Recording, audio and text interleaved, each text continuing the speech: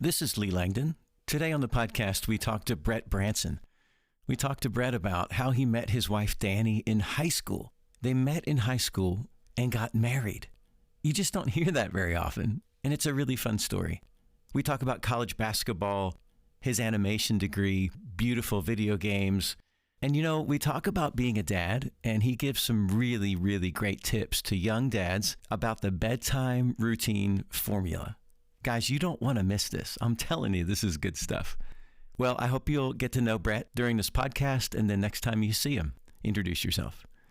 Okay, guys, let's jump in. Welcome to the Young Adult World podcast.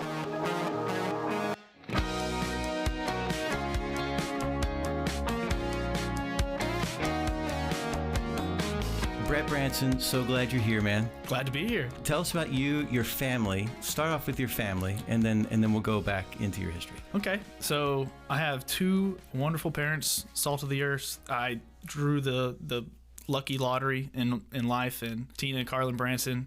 My dad was a coach, and so we moved a lot, and my mom was a teacher, and so they're both retired now, living life in Texas. But two brothers, one occasionally comes, and one is pretty consistent in this church also, Brady and Bryce. Very close, probably two of my best friends. And so pretty lucky to have a close family like that. Where are you from? Where were you born? I was born in San Antonio, and then we moved to Corpus Christi. Both of those are before I can really remember much. I always say, like, my first memory is on the beach in Corpus Christi, getting stung by a jellyfish, but I was like 3 or 4. So it's like, do I remember that, or did I see a video? Whatever. But I hear the beaches at Corpus Christi are kind of rocky. I believe they're subpar, but it doesn't matter to a 3-year-old. It's like, hey, this is the ocean. And then we moved to La Mesa, which is pretty much where I would say, like, I grew up, like, as a kid. And then we moved to Post, which was another West Texas town. And then we moved to Wichita Falls, which is really close to Oklahoma. It's funny how close it is. Sometimes it's like, we would say the Pledge of Allegiance to Texas, and I'm like, but if I drive 10 minutes, I'm in Oklahoma. So, like, what is that about? And then we moved to Canton for my high school years. And that is where, like, I really, like, became more who I am now, I think, and met my wife there. And tell us about Bret Branson in high school. What were you like? It's funny. I feel like I was very similar, but just more, this is a good question for my wife, I think. Like, what was the high school Bret like? Did you play sports? Oh, yeah. Played sports. With my dad being a coach, I grew up around it. It was like, it was everywhere. It was part of who we were as people. And so I played football, baseball, basketball, track. They forced me to run track. I didn't like running, but I was actually decent at it. What events did you run? The hurdles mostly, but then I did pole vaults, long jump, triple jump, all that stuff. So, what position in baseball did you play? Outfield, mostly right field, but that was the most fun. Football might have been the most fun, but I was the best at baseball, and so baseball was really fun too. Did you like to hit? Yeah, hitting was probably, if you play baseball, scoring the runs is the fun part, but tracking a fly ball in outfield, really fun too. Like, it's a adrenaline rush both times, batting or fielding. So. You played right field, you said. Right field always had a bad reputation. It is funny. And like, I say right field, I guess I moved to left field when I got onto, like, the varsity teams, because right field normally has a stronger arm, I think. In left field, I was like, well, not as much, but I cover more ground out there. You got to throw all the way from right field, maybe the cutoff, but probably to third base or home. Yeah, exactly. Yeah. And those left-handed batters, man, when they get at the plate, you're like, okay, here we go. Here it comes, yeah. But it's funny, in elementary school, I never played in the outfield because, I'm not like trying to brag, but, you put the outfielders, because kids aren't hitting it out there as much, so you put the guys who don't play as much baseball out there. And then as I grew up, outfield got more important, and I got faster. People were hitting it more out there, so it was way more fun to play when you get older. When you're young, you kind of stand out there in the outfield. Well, it's the best place to play in softball, I think, because people are dropping bombs out there all the time. Yeah, you're dropping that back shoulder and trying to launch it out over the fence. So absolutely. Yeah. And you said your dad was a coach. Was he your coach? He was my coach. Yeah. What was that like? Honestly, most of the time it was awesome. The hardest part is just, obviously, everyone says, like, oh, you're playing because you're the coach's kid, and shoot, sometimes maybe that was true. I don't know. But like my dad, I really look up to him, and he was a great coach and a great dad at the same time. I don't know how he did it exactly. So, but it was fun. And he was my coach. Like, I was a safety in football, and he was a safeties coach. So it was cool. Like, I ended up in his spot anyways. Wow. Based on my skill set. So, yeah. And I think most people would be like, oh gosh, my dad, he's at home and he's at school. He's everywhere. But he did a great job. It was cool that he knew my friends, like my friends knew him. He knew my friends. He cared about my friends, and most of them liked him. So it was just like a good deal. It could have been, it could have gone sideways if, maybe there was more conflicts, or maybe I was a little more of a ornery kid, but I think I made it easy on him. So That's funny. Did you enjoy school itself? Were you a academic kind of guy? So my wife is a certified genius. She's so smart. And I was always comparing myself to her, and I was like, oh, I'm a slacker. I made sure I was making A's and B's, and I made it a C once, and my dad was super disappointed in me, and then I was like, well, I wouldn't have said I enjoyed school, but I enjoyed the atmosphere of school, I guess. So you met your wife, Dani, in high school, though. Yeah. What was that like? How did you guys meet? Crazy. She actually lived across the street from me in 8th grade. And she would run across the street, and I remember my dad would be like, "Oh, you should talk to that girl." And I'm like, "No, I'm too shy. I'm not gonna do that." And then, we got into high school. I made a really core group of friends that are still some of my closest friends today. And she was a part of that. And eventually, after years of hanging out, we ended up dating. And then it was just like natural. It was like, how sometimes you'd be like, hey, let's define the relationship. It was just one day we were like, I think we're boyfriend, girlfriend. We're hanging out all the time. We're doing all this stuff. We're texting all the time. And so we ended up being a couple. And then, that's amazing. That's super lucky. It just doesn't happen very often like that at all. No, it doesn't. That's so cool. Yeah. I mean, there's some rocky times. I always joke, like, so she went to Texas A&M for college, and I went to Oklahoma Christian. And that was just because I always thought I'd go to Texas Tech, because that's growing up in West Texas. Like, that was my dad went there. Everyone there was like big into Texas Tech stuff. And I still am to this day. Really love the university sports. But, I just felt God calling me to OC.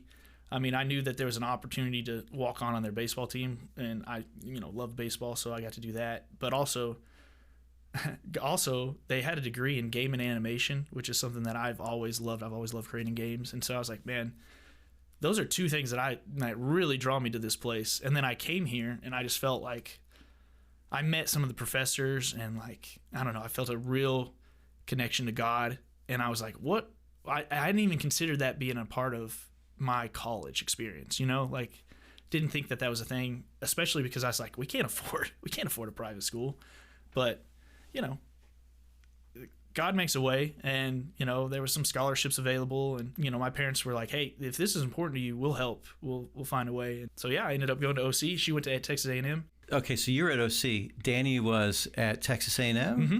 Yep. And she was studying what? She was studying to become a nurse. So they had a super exclusive class. So they only took 30 people to study nursing at Texas A&M. Oh wow. And so it was super competitive, and she got in. Yeah. And so I mean, she was again, genius. And so like, she was really heavily involved there, and learned how to be a nurse. I guess what brought us on this whole conversation was like, when we were in high school, we started dating. I was 15, she was 14. And you never think you're going to meet your soulmate at 15 and 14. And so we were getting to college, and we were like, we are not going to. So many people like follow their boyfriend or girlfriend to the school, and one of them is in it, and the other one is just in it for the relationship. And we're like, we're not going to do that. We almost kind of broke up for a little bit, just because it was like, surely, this isn't it. And then, and it wasn't like we were unsatisfied, but it's just life, and everyone's telling you like, you're not going to meet your person in high school. That's not a real thing anymore. And I think I was more on that side of like, surely not. She, I think, was all in. She was always all in. She's the greatest. Thank goodness she never gave up on me, but that kind of thing. And so we split up, kind of like, she definitely, like, I definitely wasn't looking for a girlfriend. I was like, I still am committed to Dani. So you started really focusing in on animation, gaming and animation. Yep. What was that like in school? I mean, that was must have been a brand new degree opportunity. Yeah, OC had a really good program. There's a professor named Jeff Price, but he's a great mentor to me and was a really good professor. And I learned a lot in that program. There's not a lot of game and animation degree or jobs here in Oklahoma, and I could maybe have found one in Texas or California, but I had no desire to move to California. It was really cool. But, there's the stigma of like, not stigma, I mean, there is some truth to it of like, man, I'm going to college to go be a biochemist. And I'm like, well, I'm going to make video games. And people are like, really? You're going to do something with that? And I'm like, well, I plan to. So separated for all those years. 4 years, yep. What was that like? Pretty quickly, we realized, like, oh, we're going to get married. Like, we love each other, and this is real. Was it during college or after college that you got married? Dani's dad, I know, did not want her to get married while she was in college because he wanted her to focus on her degree and her career. She probably would have got married if I'd have asked her, but also out of respect for her. And I think it was good that we had separated because we lived together. Like, we'd have been in a community together for so long. We'd grown up together and shaped each other a lot. It was kind of cool to go in different directions and kind of grow as people on our own for a little bit. And like, absence makes the heart grow fonder. It was just so, it like burned inside of me. Like, I want to go see her. I want to be around her all the time again. And that was something that I think was lacking a little bit at the beginning when we were together all the time, always. And it was like, realized like, oh man, our life is so much worse. Like life is just, you almost feel like you're missing half of yourself when you're having experiences without your significant other. And so kind of re-emphasized that to me, I think. So you guys graduated college same year? Yep. What year was that when you graduated? 2018. See, and then how quickly after that did you get married then? 2 months. Oh, nice. So you got right to it. Yeah, I had proposed to her like a year before. So like she had that senior year to plan and also study for all those tests. Yeah. And we always make the joke, like, I showed up and there was a wedding for me. The wedding fairies did it. Like, she would ask for my opinion, and I'd give it to her, but I really just didn't have opinions. I was just like excited to get married. Yeah. So you graduated with an animation degree. Mm-hmm. And then what were you hoping for? Like, what was your dream job after you graduated? Oh, my dream job after I graduated would just be to work for any game company. I just wanted to make art and turn that art into a game. And I applied to a few places, but again, it's just super competitive. Like, the tool that I used in college has gone through, 20 iterations since I was there. So, it kind of fell by the wayside there. And so, the goal now would be one day to have the ability to work on my resume, get a job, or make an indie game myself, by myself, with some free time. I have enough money there to like really put it into another game and maybe hire some other people with me, and then maybe one day have my own studio and making games that I liked, and having good business practices, because right now that's another thing. Is like people who make games crunch. They put in like 80-hour work weeks, trying to make sure these games ship. And I would just want to be like, hey, I don't need growth. I just want a good game. I want to have a core group of people making stuff that we're proud of. Yeah. That would be the goal. Yeah. Yeah. What is the most beautiful game you have played so far? I don't know if you've ever heard of it. It's called Journey. If you pull it up, it's really kind of like an existential game of like, you're this lone wanderer climbing a mountain, and it feels like semi-religious. It's like really deep. The music is really spiritual, and it's like you are like isolated on this very stylized world. And then what was cool about this game is every now and then you would come alongside another person.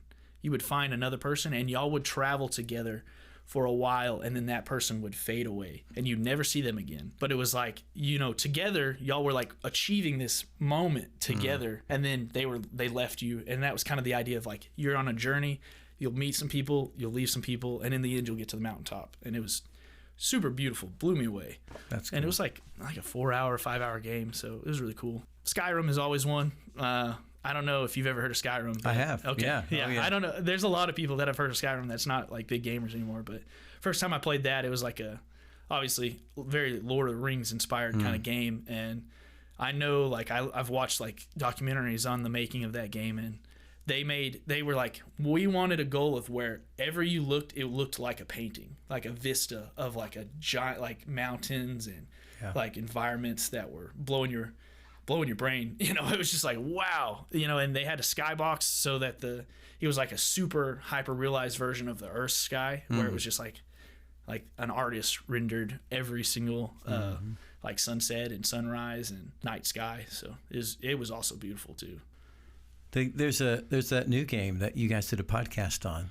Helldivers. Helldivers 2, yeah. That's a pretty good looking game. Yeah, it looks great. I always say like the particle effects in that game, and also their skyboxes are really great too. Like it is just gorgeous to look at, and it's and it is a game heavy on explosions, and they make the explosions very satisfying. So it's pretty funny. Well, man, I hope someday maybe you'll have an opportunity to do what you've always dreamed about doing. Yeah, me too. You did get a job. I did, yeah.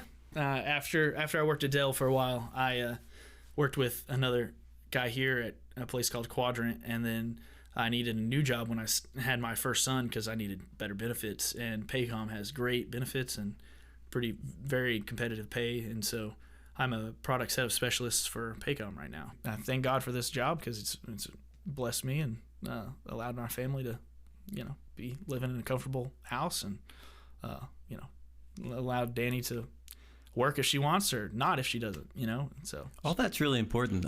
We can't underestimate providing for your family. That's a really big deal. So you talk about your family. You have kiddos. Yeah, I've got two. One's two boys. One's 2.5, and then the other one is 5 months. I must say on the podcast that I got to hold him the other night for about, I don't know, must have been about 15 minutes, and it was a joy. Oh, he's so sweet. He just smiled at me the whole time. Yes. You're the younger one. The 5-month-old is so much. He's so much more smiley than his older brother was. His older brother would give you the stone cold look, but he is just grins all day, which is a great change of pace. Yeah, I love your kids. Oh, they're awesome. Talking about kids, so you're a dad. What are your favorite things about being a dad? It's all awesome. I mean, there are a few hard things, but it's like, man, my favorite things, coming home to a son that just is dying to hang out and just be around you, and like, you know, that just feels good. I've decided like being a dad is like, you're gonna get 1 or 2 emotional gut punch a day. That's just gonna be like the highest emotion of possible. You know, like, man, I love this kid. You know, or, you know, man, this kid loves me. It's really awesome.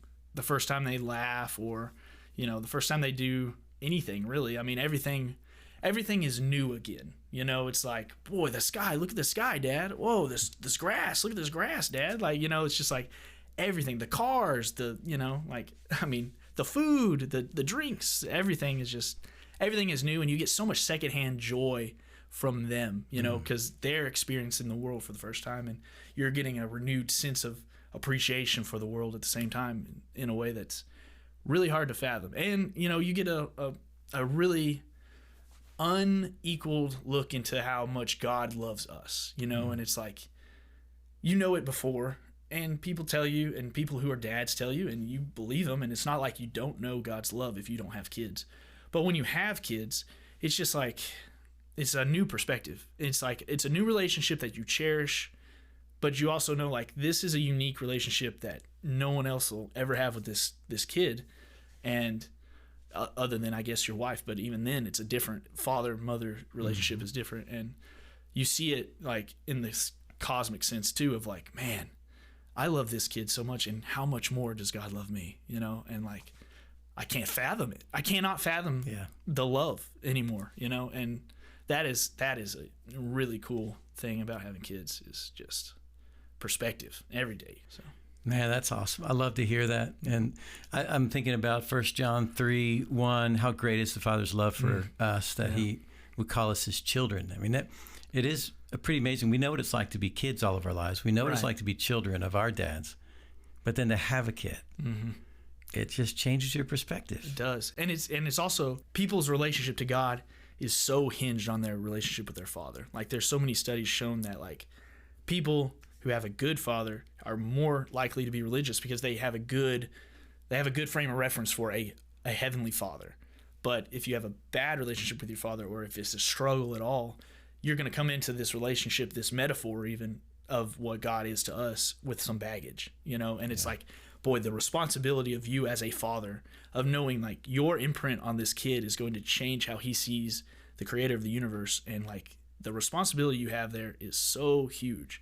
And I'm so lucky to have had a dad who is that for me, you know? And I want to be that for my kids. I'll never forget taking our first kiddo home and just being terrified, like we're going to break them. We're going to drop them or something. And what would you say to guys that are expecting to be fathers pretty soon, or they're young dads, or just kind of getting started with their first baby? Mm-hmm. What would you say to them? Yeah, so, boy, there's so much advice that you can give. I would say something that I would want to come across is like, your life doesn't end with kids.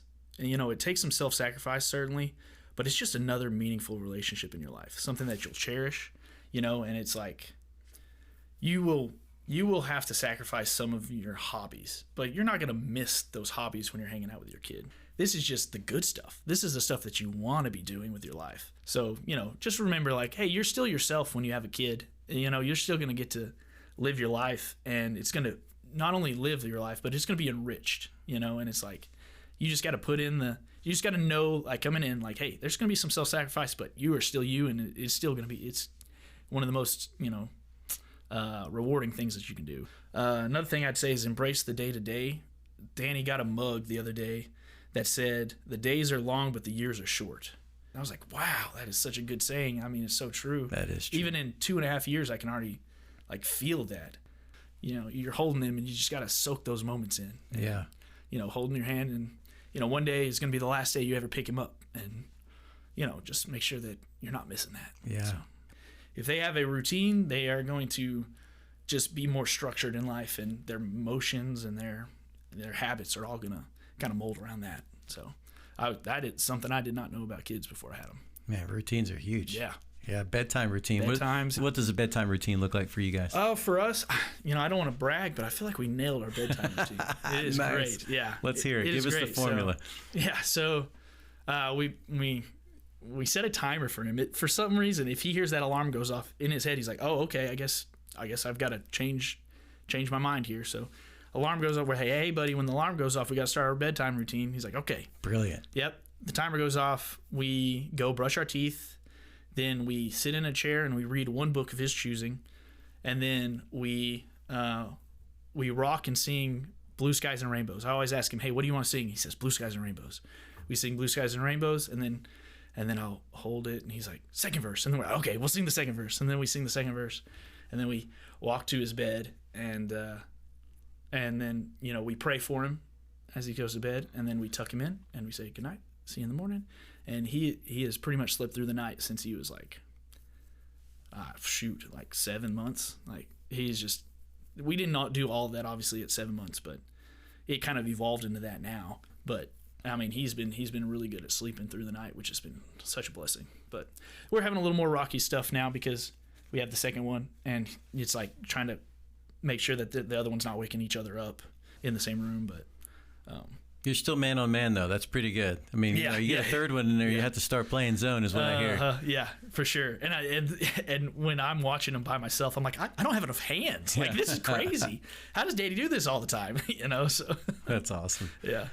I'm so glad that you have kids, because I think you're a super guy. And to have two boys like your dad, just a great dad, you're going to be just like that. I know you're going to be you are a great dad. You're going to always be a great dad. Thanks. So I'm glad I got a lot of people to look up to. So that is helpful. And in this church, you know, obviously it's good to have so many role models here.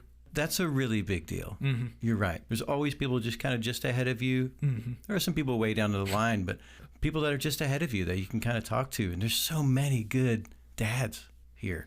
Yeah. It's a blessing. It is very much a blessing. You have your own podcast. And I want to hear about your podcast. Yeah. So I started a podcast called At Leisure because, you know, it is fun to just talk about your hobbies. And I have a lot of friends that have similar hobbies. And it's like, I also love listening to podcasts. I listen to podcasts all the time. And I'm like, man, we should just do this. And we could have a record of all these things that we thought at certain times in life. It's like a snapshot of like you and your friends' thoughts on a topic. Now, the actual logo has sports, games, and movies, right? Yeah. Are those kind of your main topics? Yeah, those are pretty much those are the only topics we've done, except for the latest podcast. We did one on like being a father, which is hilarious. Because then you asked me about this podcast. Yeah, we did that just because it was the 50th episode, and I was like, well, I kind of want to mix it up a little bit and do something different. But yeah, I mean, the movie ones are evergreen. You can always listen to those. You know, it's like you watch the movie and you're like, oh, I could go get some commentary on that. And a lot of the sports stuff is kind of dated, you know, because it's like in the moment of like a lot of it is college sports too. And so you're talking about like live sports you watch that weekend, the things that are happening. Yep, that kind of thing. Yeah. And so those ones are not as evergreen. You can't always listen to those. But the video games and the movies are always like you can go back. And we've done one over The Chosen, the Andor series. We've done it over a few Marvel movies, some Star Wars movies.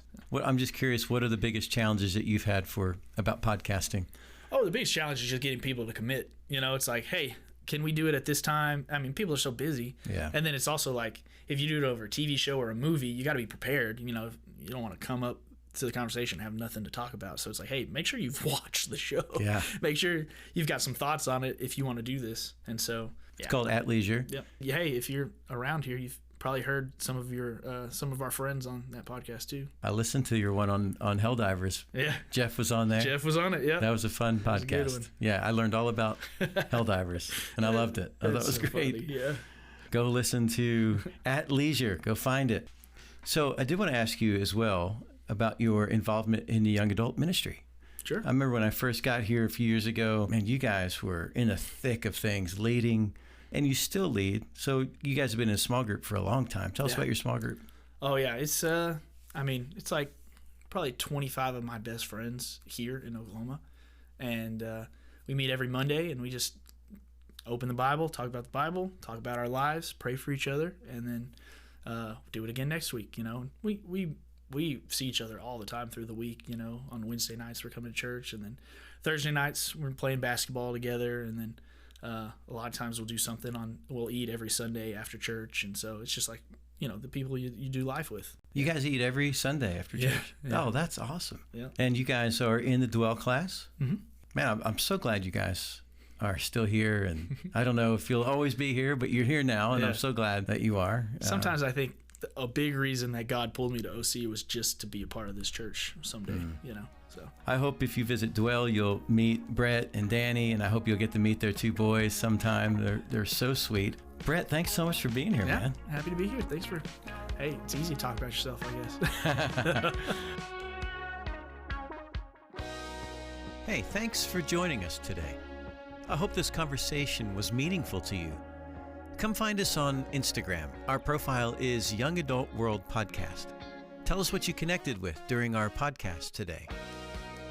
This podcast is part of the Young Adult Ministry at the Memorial Road Church of Christ in Edmond, Oklahoma. Come join us sometime. There's plenty of room for everyone. If you want to reach out to us, don't hesitate to email us at youngadultworldpodcast@gmail.com. And we are so grateful for Jacob Staten. Jacob is a young adult who edits this podcast for us and keeps this thing going. So thanks, Jacob. Okay, guys, see you next time for another Young Adult World conversation